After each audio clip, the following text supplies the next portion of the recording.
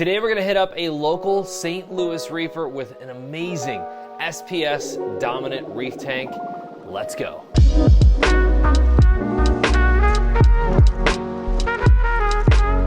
What's up, coral people? If you're new here, my name is Remy, and this is the Bahama Llama Coral YouTube channel. It's been so much fun getting back on a somewhat consistent schedule. So if you could do me a favor real quick, let's get back on the map here. Like, subscribe, and hit that bell notification so you're notified whenever I upload new videos. Today we're gonna head on over to my friend Nick's house to see his SPS dominant tank. He's got something you don't see very often anymore. SPS colonies. Not just frags, colonies. I know that when you first get into this hobby, it's usually not because SPS drew you in, and it's not the easiest coral to start off with, but you'll get there. I'm at that point right now where I saw his tank and I've seen a couple other really awesome SPS dominant tanks, and it bit me. I caught the bug. This tank is totally attainable and super inspiring. Let's head on over to Nick's and check it out. All right, Nick, what up, man? How's it going? This tank looks awesome. Thanks. Tell us about how you got into the hobby and what started your reefing fascination here. I was 12, and my best friend at the time had I think it was a 30-gallon or a 20-gallon long maybe. Every day after school, I would drive by his house, so I would just pop into his house and watch his tank, and I would just sit there for hours. And I just remember being like obsessed with it. Then he convinced me to get a 10-gallon. Then when I was in college, I took like a year break, but got a BioCube, and so here I am. Tell us about this tank in particular, how big it is, what the dimensions are. This is a 90-gallon. It's 24 deep, 16 inches tall, and 4 feet wide. I got it from a custom tank maker in Texas, and it was a pretty good deal, so that's why I went for it. It came with a stand tank shipped to my house for less than $1,000. So wow, yeah, I shipped. went for it. Yeah. So what are you lighting this tank with? I got 3 Radions. One of them's a Gen 2, one of them's a Gen 3, and then I got the Gen 5 in the middle. Then I have 4 T5, I think it's Aqualife Coral Plus bulbs. And those are only on for like 3 hours a day. And I've never changed the bulbs, but I think the Radions cover it as far as power goes. For flow, looks like you got a couple gyres in there. Yeah, 2 gyres. I have a small like power head you can't see back there because some of my SPS were dying because there was a dead spot, so they would just randomly like die every other week. But those gyres are next level. I had some Ecotech MP40s, but they don't push out the wall of water like these gyres do. Well, if we come around to like the back area, this is something I've never really seen. These boxes on the back, what are those? Those are called sea swirls.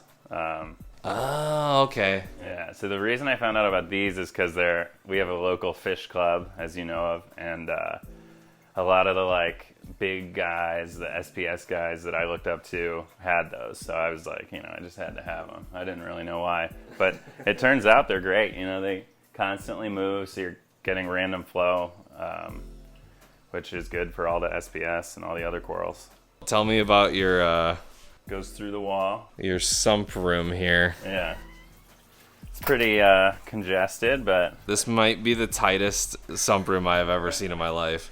Yeah, so there's a auto water change tank or reservoir, an auto top off reservoir. I have a sump, a frag tank, and then a 20-gallon long Cato tank. No, but I actually just redid this. I had a fish club party, so I wanted to make it look good. This right here was on this back wall, and I had the old Apex running.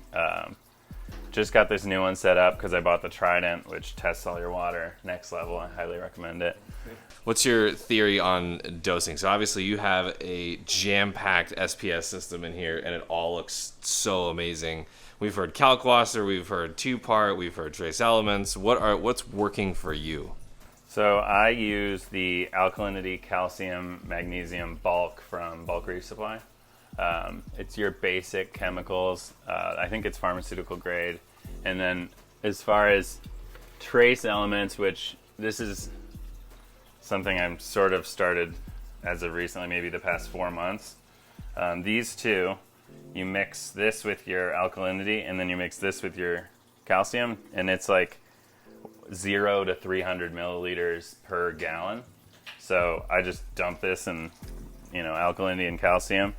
And a week after I started using these chemicals, I noticed the SPS were like shimmering, and like the colors were different. Everything was getting better, and it's only getting better. My torches have that, like, instead of just being like a ball of tentacles, it's like they extend and they're like flowing, and they just look way healthier.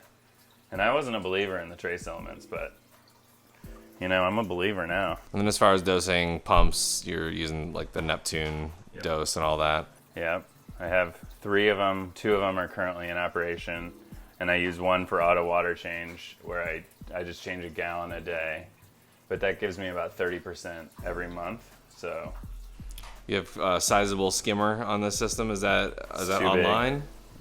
So it runs half, like every 12 hours on, 12 hours off. It's too big, and the reason I got it to be too big is because I was planning on like getting a bigger tank, because it seems like this hobby, you just go from like your 10 gallon to your 60 gallon and 90 gallon, and there's a 400 gallon in there. But no, so that skimmer is going to last me if I were to upgrade my tank. So you don't do water changes at all ever, like bulk water changes? Nope. So would you say that having an auto water change has changed the experience for you from a maintenance standpoint? For sure, because instead of me like dripping water all over my floor and like wheeling trash cans around, which if there's an emergency, I will do that. But this is just like I dump salt in here. I know I have it pretty much measured out so I can do it quickly. I have this little salinity checker where I test the salinity, and then when it's good, I just turn it back on and it's good to go. Yeah. So you don't have to just, it takes a step out of the process of owning one of these, which I feel like if there's anything you can do to make it easier, it's worth it. So pH has been a huge topic of discussion these days.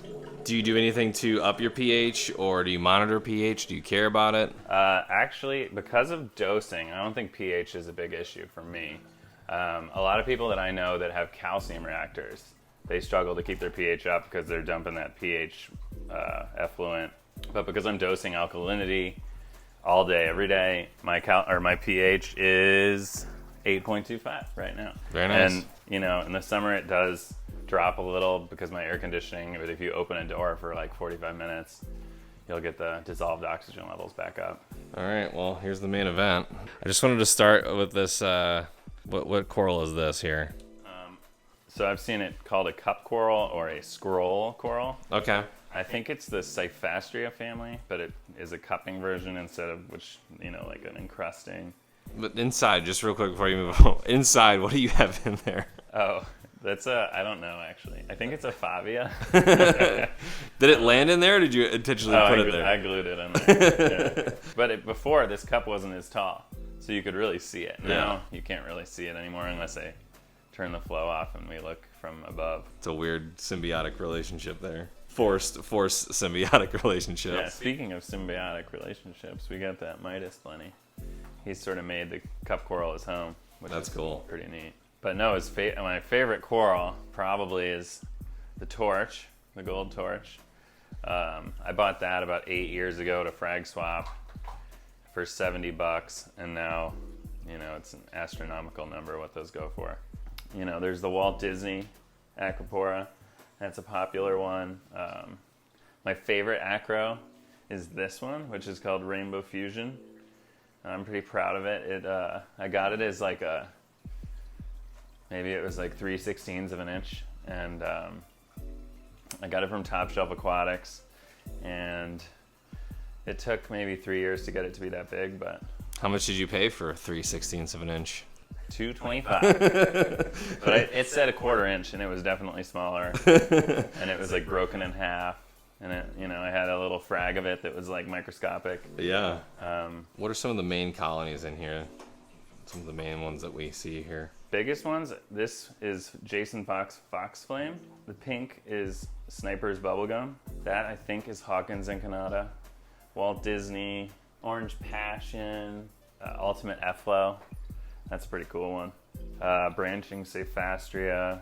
I think there's about 50 SPS. I'm just guessing, but this is it still would be considered a mixed reef, SPS heavy, but there is a pretty sizable anemone, which I feel like some SPS people would be like, I don't know if I'd put a giant anemone in there, but is that you said it was a rose bubble tip? Yeah. So those, I feel like they don't move as much, like if you compared to a green bubble tip. Like those constantly are unhappy and moving around. If I notice them splitting and I see that their foot is like lifting, I'll like get right in there and pull it out, either take it to the fish store then, or if I don't have time, I'll put it in my frag tank. So when is the next tank then? I have to get a house first. No, that might be in the works, but I was actually thinking I was gonna move, and then I think we're gonna stay, because I mean, who wants to move this? And I kind of want to see the potential, you know, I want to see where it goes. But I think if I do get a bigger tank, I'm gonna go like 200 maybe, and I want it to be taller, because I feel like I'm tall, so I need, it's either the stand has to be taller or something has to change. But you know, I do love like the idea of a 400-gallon reef in my house, you know. That would be awesome. Yeah. Well, Nick, thank you so much for taking us through your tank. We appreciate it, man. Yeah, thank you. I want to thank Nick for letting us come on over and invade his space for a little bit. A couple takeaways. It's hard to believe that that tank is less than 100 gallons. Now, it's definitely over 100 gallons with the full system, with the sump and his little frag tank that he's got in the closet, but still pretty impressive for a less than 100-gallon SPS dominant tank. And if you've been following along with all these tank tours and farm tours and LFS tours that I've been doing this first part of the year, it's really crazy to see how many ways you can do this hobby and still be successful. Like Ryan Cunningham's 450-gallon reef tank that he just dosed Kalkwasser. And then we're over at Nick's house and he's dosing 2-part with a couple little tropic marin additives. The phrase "to each their own" couldn't ring more true than in this hobby. If you're liking these tank tour videos, make sure to hit like, subscribe, and hit that bell notification so you know whenever I upload new videos. Thing 1, Scott Crow. Thing 2, I got a new tank. Finally. It's on the other side of this camera. I know. You're like, Remy, you've been talking about a new tank for like a year, man. I don't know why I made you sound like a California surfer. I apologize for that. But yeah, I'm really excited about this new build. Of course, I'm gonna take you along. It might be a little bit because stands are really backed up right now, and I bought this tank from my local fish store. If you can, major purchases like this, especially when it comes to tanks, little pro tip, if you're gonna buy a tank, buy it from your local fish store, because most likely it's gonna be the same price, and then they have to deal with all the shipping and handling, so you don't have to deal with any of that. But we'll get there. First, we gotta tackle Aquashella, do some remodeling, and we'll eventually get around to it. I know, I've told you that before, but at least you know there's a tank. That's a start. But I'll see you at Aquashella, or the next video, whichever you decide. Stay safe out there, and I'll see you in the next one.